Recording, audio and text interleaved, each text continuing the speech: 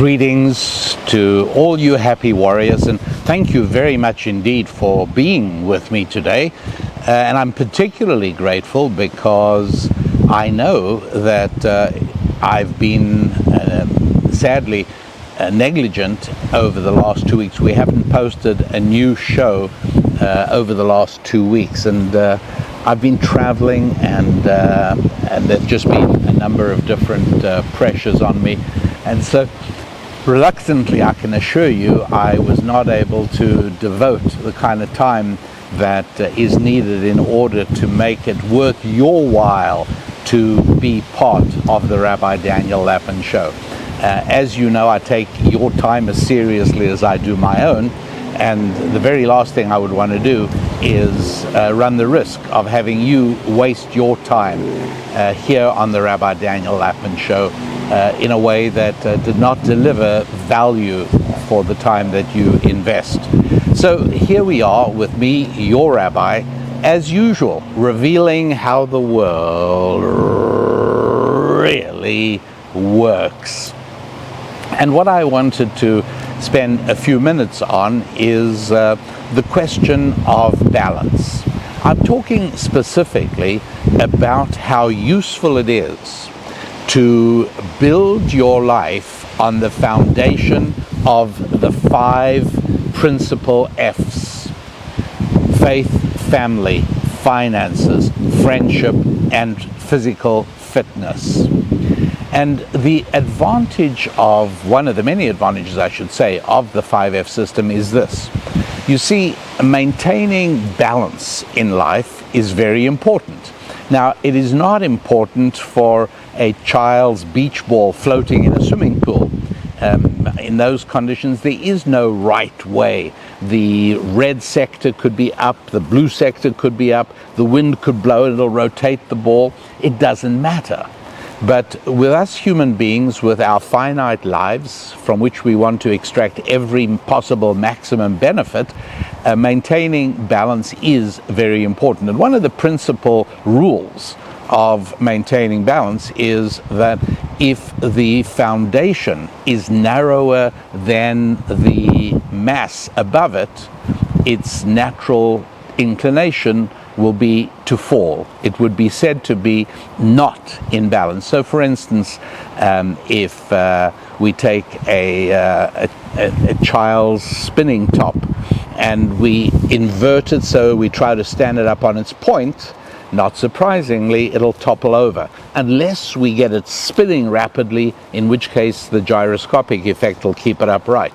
But ordinarily, something with a broad base and a point prefers to stand upright. So if I spread my legs and stand that way, even if the wind is blowing or I'm on the deck of a rolling and pitching small sailboat, I stand a better chance of retaining balance because I'm keeping the foundation, I'm keeping my base broader than I am. In fact, my legs are further apart than my shoulders are, and that gives me at least a chance of retaining my balance, at least in this direction. When it comes to forward and aft, well, that's a little different, and so I constantly have to move my legs around in order to keep one leg outside the tendency in the direction in which I'm tending to fall. And so, in general, the narrower the base, the more difficult it is to retain balance. So if you try to stand on one leg, for instance, harder than standing on two, because the part that is above the leg is broader than the point on which we're trying to stand, one leg itself. You get the idea, right? And so if we can make the foundation of our lives broad, then it's a lot easier to retain balance. So, for instance, let's say, that somebody says, you know what, nothing is more important than my family. My family is the ultimate everything, nothing else. You're now placing all your life trying to obtain a balance based on a very narrow thing, only on family. And so very difficult questions arise. You say, well, my family is more important than anything. So does that mean you should not spend any time on creating wealth? Isn't that also, well, okay, I've got to try and fit that into my family. And so you have to stretch to try and fit. Well, fitness, yes, my family wants to see me stay healthy, so I've got, you try to do that, and you find yourself toppling in various directions because you don't have the firm, broad foundation on which to base things. And so it is that a one-legged stool, if you imagine, I've seen people at sporting events sometimes have something they sort of lean against, they fit themselves into it, but it's just a stick with a point, and they have to keep their legs wide apart in order to sort of create the equivalent of a three-legged stool. Their two legs and the one leg of this monopod, if you like. And then you've also got a three-legged stool. Right? A three-legged stool can work. Now, if you sit on a high three-legged stool at a kitchen counter, shall we say, and you rock it a little bit, you'll find to your surprise, or perhaps not so surprising, that it topples fairly easily, because in the final analysis, the base is a relatively small triangle. So you say, fine, we'll switch to a four-legged chair. Much better, much more stable, because now most of your weight lies within the square or the rectangle described by where the four legs touch the floor. And now how about if you go not from four, but you go to five legs, a bigger chair even with five, even stronger and even better. And those five legs are the 5Fs. So when we structure our lives on these 5Fs, we find that it is easy to perceive right away when you are going out of balance, which is very hard to do if there is no reference point, if you are just a beach ball. But here with 5, I might look and say, wait a sec, looking at this last week, I have spent too much time and too much energy doing one of the 5Fs, and I've left 2 or 3 or maybe 4 of the others a little bit neglected. And it's a lot easier to have the 5Fs themselves serving not only as your guide and not only as the legs of your existence, but also as the balance indicator of when it is you might be going out of balance. And I focus on the question of how many linkages are there.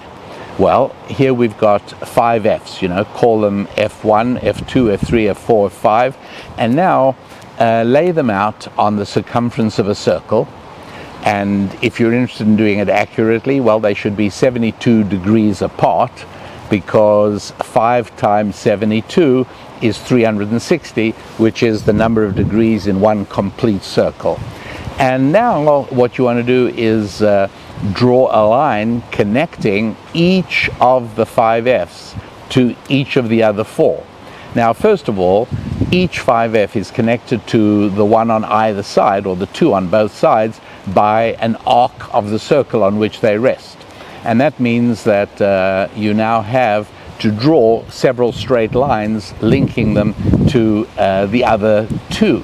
Well, when you finish doing that, how many lines will you have? In other words, if you've got 5Fs, how many links do you have linking each of the 5Fs to each of the others? And so if we want to make sure that we understand that, shall we say, family is linked not just to finance, but it's linked to finance and fitness. Family is also linked to friendship and to faith. Well, there we have 4 links, and then we go to fitness, and then we start drawing links between fitness and each of the other 4, but we discover one of those is already drawn in because we did it with family, and so you'll need fewer, and so on and so forth as you work your way through. It's a worthwhile exercise, and we'll see if you end up with the right answer of how many links there really are. But one of those links is finance and fitness. So the link that ties fitness, physical health, everything that falls under the heading of physical health, to finance. And how do we fill that in? What does that actually mean? What does it stand for? And my goodness, I hope the wind here is not making this hard for you to hear me. I sincerely hope so. I should have put a windsock on the microphone, I suppose. Anyway, I hope it's okay and that I'm not making this hard for you. So In what way is fitness impacted by finance, and in what way is finance impacted by fitness? And again, I'm going to leave you to fill that in a little bit, but I'll give you some starting points. How does finance affect fitness? Well, first of all, if you are able to devote a few dollars, a certain amount of money, to your physical health, well, it means you might eat healthily because you can afford to buy good quality food that is natural and without too much sugar and without too much whatever you decide is necessary for your level of health. Again, if you're not stressed financially, you can do that. Here's another area. You're able to get medical attention when needed. You know, sometimes medical attention is able to be covered by some kind of insurance payment, but sometimes the doctor you may want to see may well say to you, look, you know what, I don't go with insurance. It's too much of a hassle dealing with the government. It's too much of a hassle dealing with insurance companies. I'm a concierge doctor. Here's the deal. I'll be happy to take care of you. Here's what it'll cost. It's great to be able to say, all right, terrific, let me write you a check, or do you want a credit card? In other words, the dollars help enormously to convert problems into expenses, and expenses are much easier to deal with than problems, provided you actually have the finances. So if your interest is physical fitness, and you say, well, I must spend 8 hours a day, the 8 best hours of the day I must spend in the gym, and I'd say to you, well, what about your finances? What about your business? What about your income? Listen, it's not important to me as my fitness. I've got to devote the best part of the day to fitness. Well, you discover, and this is an extreme example, of course, but you quickly see that this doesn't work all that well. And there are other ways as well in which fitness is impacted by finance. If you're able to take care of your physical fitness without worrying, you know, if let's say you decide you do have to, maybe you want to run or jog 3 times a week, and to know that you can do that without without losing your job or without getting fired, how wonderful is that? And so just being able to think about your fitness, to be able to deal with anything that impacts your health, to be able to pay for it when it's necessary to pay for it, and to be able to do it without any worries and without any concerns, it's a fantastic thing. And it's really important to realize that, as important as I think that physical fitness is, it's helped by finance. So time and energy that I spend on building up my finances is not taken away from my physical fitness. It's actually added in. It actually helps. It's counterintuitive, because I would tend to think, well, you know, I've got to be exercising and I've got to be working out and I've got to be running. That's what I've got to be doing. I've got to be eating healthy food. Fine, that's true. But all of that is facilitated by you simultaneously making sure that your financial revenue side of things is also in balance. And so it's not hard to see, as I'm sure you'll agree, that as important as we consider our physical health to be, being able to also at the same time be developing our finances, it's a wonderful thing. And that way, when you are working on your business affairs, you say to yourself, hey, you know what, I'm not neglecting my physical fitness. This is actually part of it. What I'm doing now is going to enable me to make sure that physical fitness is taken into account as well. Maybe there are times where you need a break. Maybe you have to take a few days off from working and just devote it to recovering physical agility. You know, maybe you weren't well for a period and you sort of spent a certain amount of time in bed. Well, when you recovered and you're back to normal, you may want to spend 2 or 3 days really focusing on getting your physical agility back again. Again, being able to do that with the financial side in balance is hugely important. How about the other way around? In what way is my financial side helped by my fitness side? Well, this is quite interesting. Your financial well-being is very much a function of your human connectivity. And I've spoken about this before. It doesn't matter what you do to serve your fellow human beings in exchange for which you receive their payment. It doesn't matter what you do, but you will be more successful the more there are people who know you, like you, and trust you. That's hugely important. And so being able to connect with people is of fundamental importance in your finances. What's that got to do with fitness? Well, I'll tell you. People, and I'm sorry to say we're all subject to this, we all tend to be drawn to physical vitality. And we all tend to be a little, I'm going to use the word frightened, maybe put off, maybe as for some people as strong as repelled by, in an extreme, physical frailty and even illness. This is one of the reasons that people who've had serious illnesses tell me that there are good friends that have been friends of theirs for many, many years, and when they took seriously ill, they don't hear from those friends. Like weeks go by before those friends contacted them.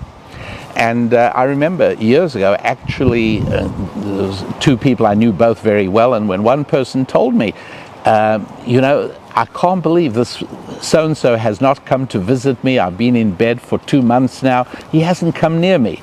And I've actually reached out to the other person. I said, listen, I'm sure you have a good reason for this, but we're all mutual friends, and you know that one of our mutual friends is ill and has been ill for a while. And so I wanted to just tell you, and I'm sure you know what you're doing, and I'm sure you have a good reason for it, but I just want to tell you that he's beginning to feel a little bit hurt about the fact that you haven't been in touch at all. He's beginning to worry. Did he do something to cause resentment on your part? But he just can't understand. Why are you staying away? Why are you staying remote from him? And the person said to me, he said, I feel terrible. I'm going to take care of it. I'm going to really contact him and go and see him this week. But there's something in me. I don't like being near sick people. And I understand. That is perfectly natural and perfectly normal. Obviously, it is our job as children of God to overcome that. We've got to be just like God is. God reaches out and helps us when we're down and out. We've got to be able to do the same, even though it's not comfortable for us. And so when I say that your fitness helps your finances, the way it does is that when you exude physical health and vitality, it's hugely attractive, and it makes it easier for you to have more people who know you and who like you and who trust you. It gives you an opportunity to connect.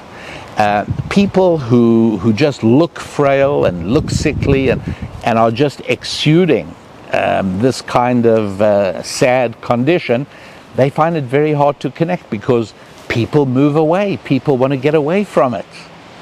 Now, something very worthwhile stressing is that we're living in a culture at the present time, and I'm recording this in the year 2022, and I mention that because there are many things that I taped 10 years ago that people still write to me about, and sometimes conditions have changed. Something that was very true 10 years ago is a lot less true today, and so people say, well, they don't pay attention to when it was recorded, they listen to what I say, and then they write to me. They go to our website, rabbidaniellapin.com, and or they go to wehappywarriors.com, and they write, and I have to write back and say, hey, you're right, it doesn't apply anymore. I wouldn't say that today, but I did say it 10 years ago. So 2022, it's worthwhile noting that in the current culture in a number of countries around the world, being a victim is high status. And the more areas in which you can claim victimhood, the higher your status. And so in that context, it is very possible that somebody might say to themselves, well, I want to have high status. I want to be able to be looked at warmly by lots of people. So I've got to be a victim. And so I am going to be very open about how sick I am and how down I am, and I have depression, and I have traumatic stress disorder, and I have so many things wrong with me. And they think that this idea of victimhood is enduring and reliable, and therefore by making themselves so much of a victim, well, now they really are going to win lots of friends. It doesn't work that way. That's not how the world really works. That's right, it isn't. Because the way the world really works is we are attracted to vitality and good health and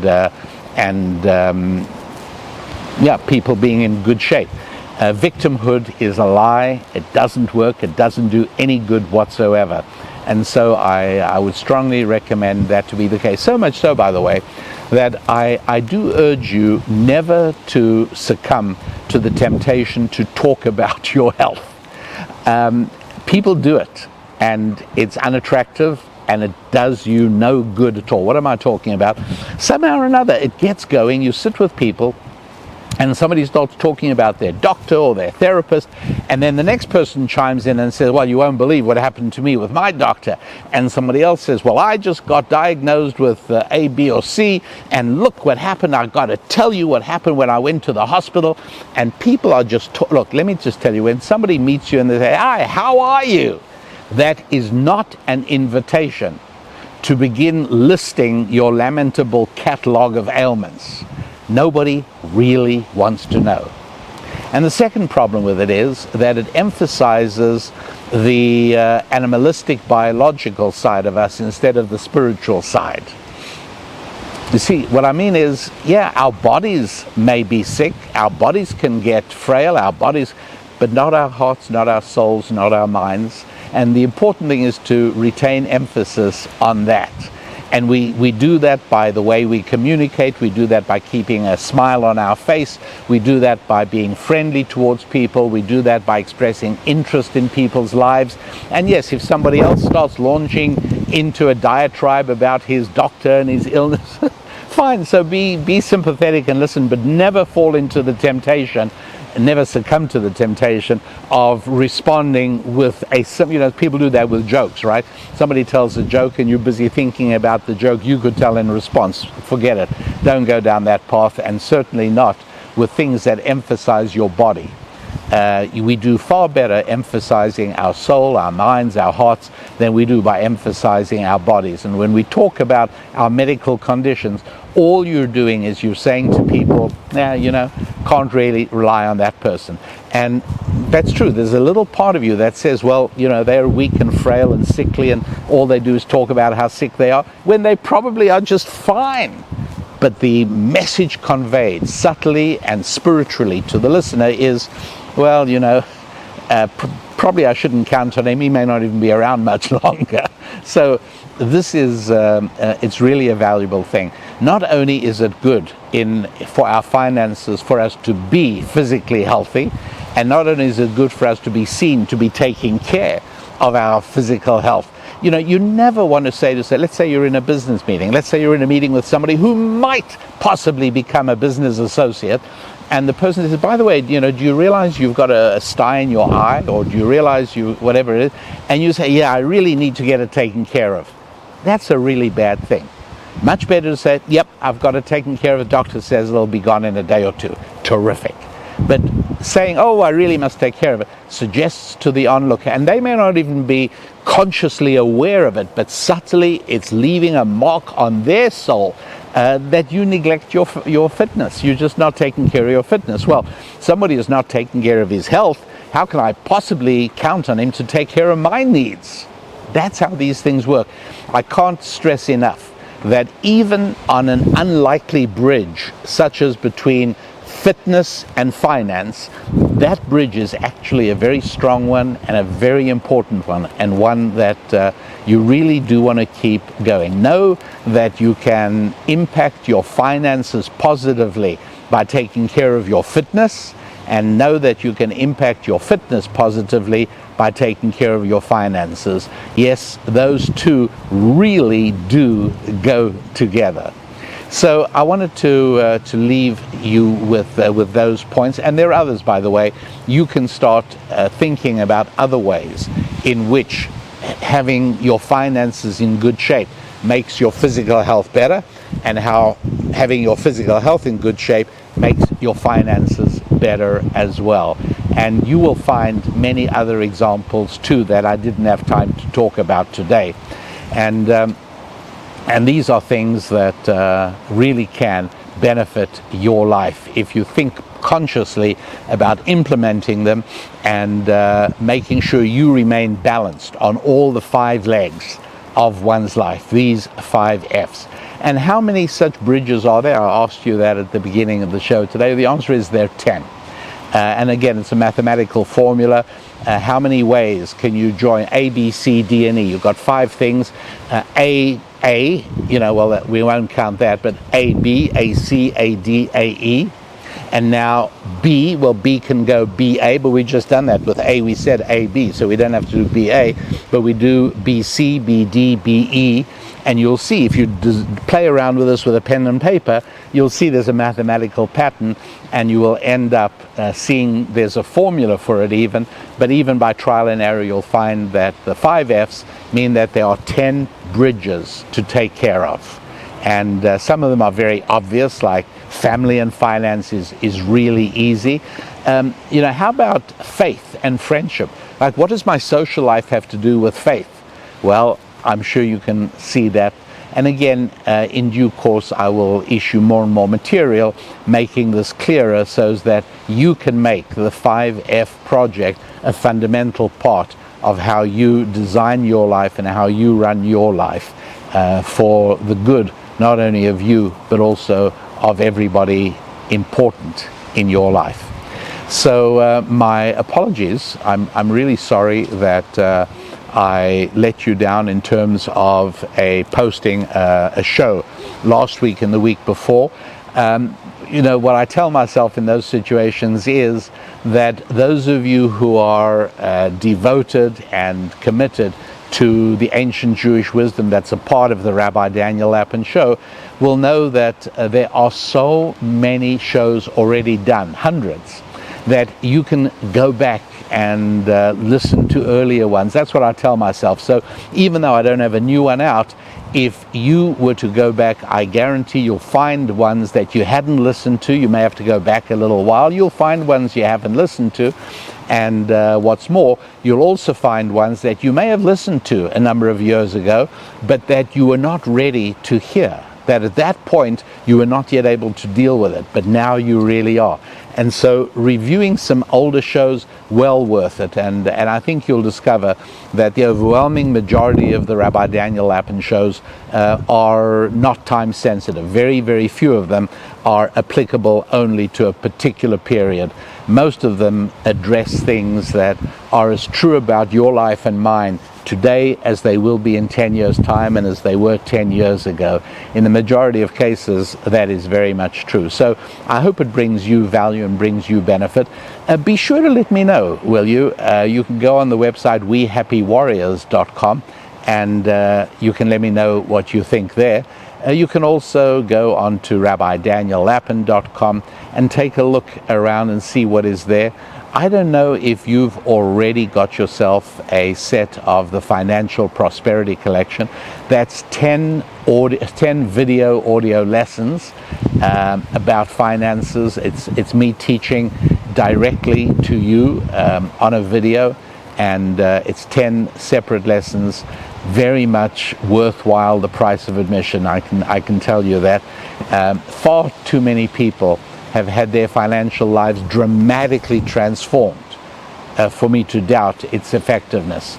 A great deal of work obviously went into creating it, but it's still worthwhile for me and wonderful for me to hear the validations that come.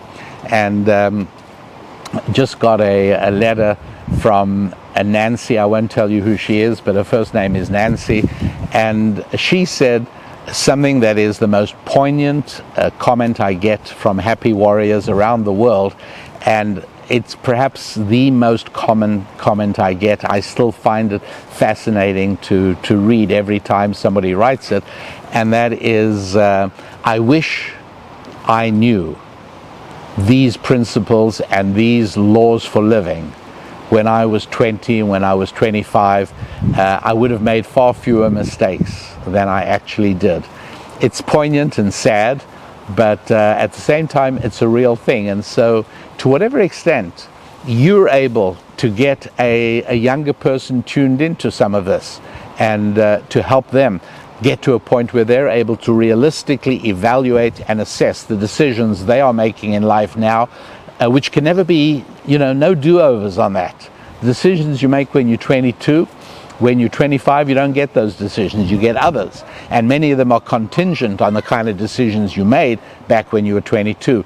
And so whenever I have the opportunity and I am in a conversation with a person in their 20s or 30s, and I feel that the conversation has some traction, I raise questions. Tell me, what are your thoughts on this aspect of it? Have you given any consideration to this part of it? I'm talking to a young man at the moment. He is in his early 30s. He's not married, and he's going about it wrong. He is not understanding certain basic things about the male-female relationship as the great designer laid it out, and he's not understanding why it is that many of his friends, if not all of them, are already married and happily settled and building families, and he is having trouble doing just that. And I'm introducing him to some of these principles. I have to go very carefully because there's a certain amount of cognitive dissonance. It's very, very difficult. He has been impacted by the popular culture. I'll give you an example. Just one of many, many different areas we're working on I said to him that this girl he is dating at the moment, firstly, he's not courting, he's dating. And I said to him that I asked him certain questions, and he confirmed that my suppositions were right. And I said, she is waiting for you to show leadership. And he said, well, if I do that, then I'm not showing her respect. I have to show that I respect her opinion as much as my own. And I said, that's very different from what I'm saying. I'm talking about exhibiting leadership, that you know what you want. And that what you really should be saying to her is, look, this is where I am, this is where I'm going. You're either on board or this isn't for you. But if you're not willing to show that masculine strength, it can't possibly. I just wanted to give you a bit of an example of the conversations we're having. Not every younger person welcomes it, and I don't insert it or inject it in any way, but I always start off with questions. Why with questions? Because that's something I learned from the serpent in the Garden of Eden. And that is, if you want to get started in a conversation with somebody, the way to go is questions. Just because the serpent did it doesn't mean it's the wrong thing to do. Happens to be a very effective thing to do. The serpent used it obviously for very bad purpose in the book of Genesis, in the Garden of Eden. But in our approach, whether a man sees a woman at a church event, walks up to her and says, "Oh, are you a member of the church?" She has to answer. And this is something every man grows up knowing and understanding, that when you start with a question, you have a conversation going. And that's what I do here. I don't launch in and say, hey, would you like to know what ancient Jewish wisdom has to say about this or the other thing? No, that's not the way to do it. It's always with a question. So my question to you is, did you enjoy today's show? I sincerely hope that you did, and very much appreciate your being with us today. Thanks so much, and don't forget, be a visitor at the website rabbidaniellapin.com. And again, accept my apologies. I will try to make sure that interruptions to our weekly release schedule are few and far between. I'm Rabbi Daniel Lapin, and I wish you a week of great progress with your family and with your finance, with your faith, with your friendships, and with your fitness. Onwards and upwards.